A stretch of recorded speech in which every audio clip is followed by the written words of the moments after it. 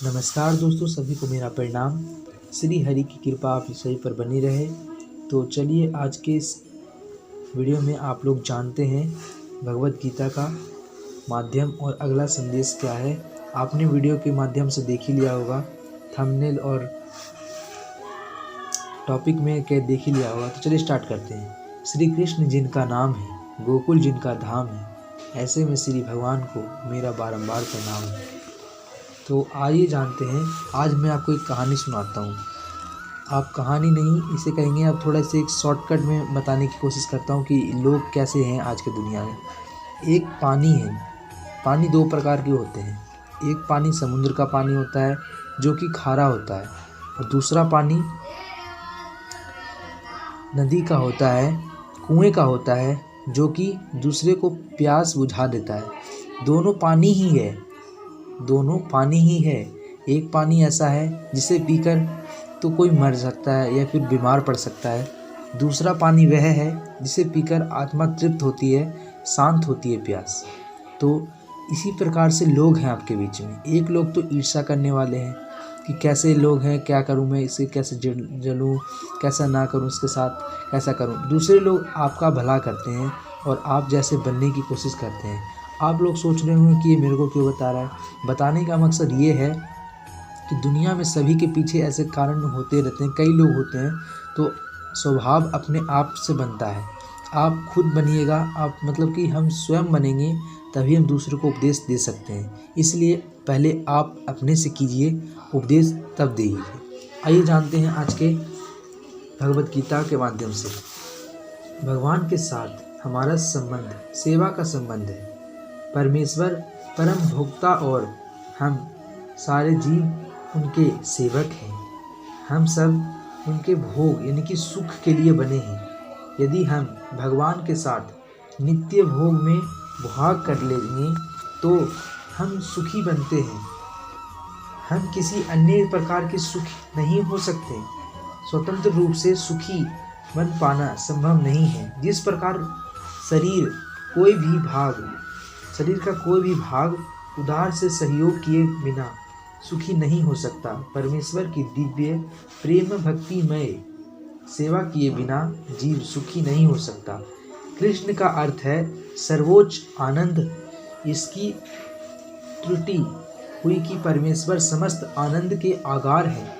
भगवान को नित्य सुखी, और यदि जीव उनकी संगति करते हैं, उनके साथ सहयोग करते हैं, तो वे भी सुखी बन जाते हैं। भगवान ने गोप मित्रों, गोपिका सखियों और वृंदावन के अन्य निवासियों के साथ सुख के पूर्ण और लीलाओं का प्रदर्शन किया। भगवान इस तथ्य को प्रतिष्ठित करना चाहते थे कि लोग किसी भी देवता को पूजन करने की आवश्यकता नहीं है, उन्हें केवल परमेश्वर की पूजा करना चाहिए, क्योंकि उनका चरण लक्ष्य भगवत धाम को वापस जाना था। जो लोग वहां पहुंच जाते हैं वे भौतिक जगत से फिर भी कभी नहीं लौट पाते। इस नित्य अविनाशी धाम को वहीं प्राप्त होता है जो भगवान की सेवा में स्थिर रहते हैं। ऐसे व्यक्ति सहज की परम धाम को प्राप्त कर लेते हैं। अब भौतिक आकाश और आध्यात्मिक आकाश क्या होता है।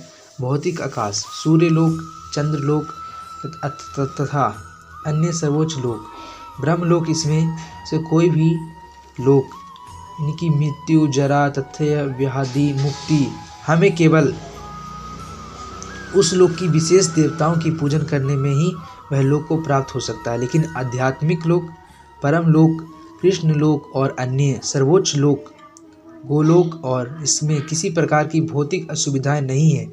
गोलोक भगवान कृष्ण के आदि का धाम है। भगवत गीता में दिए गए उपदेश के अनुसार चलकर हम आध्यात्मिक आकाश के बीच वास्तविक आनंदमय जीवन व्यतीत कर सकते हैं। तो आइए आपको फैसला करना है कि आप भौतिक आकाश में जाना पसंद करते हैं या फिर आध्यात्मिक आकाश में जाना पसंद करते हैं। भगवान के धाम को वही प्राप्त होता है जो निर्माण यानी कि निर्माण मोहा, बिना कोई मोह के, बिना किसी मोह के, अर्थात जो भौतिक जगत की विभिन्न उपाधियों जैसे राष्ट्रपति, धनवान, राजा चिपके नहीं रहते। ये नहीं कि मैं धार राजा बन जाऊँ, ये बन जाऊँ, वो बन जाऊँ।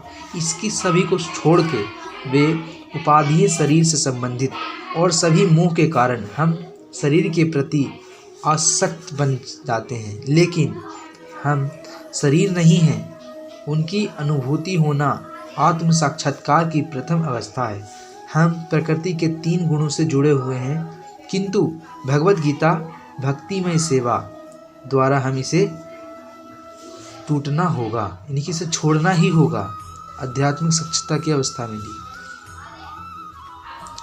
उपाधियां तथा आसक्तियां हमारी काम वासना तथा प्रकृति की प्रतिभूतियां जमाने की चाह के कारण जब तक हम इस पर विजय प्राप्त नहीं करेंगे तब तक भगवान को धाम प्राप्त नहीं कर सकते।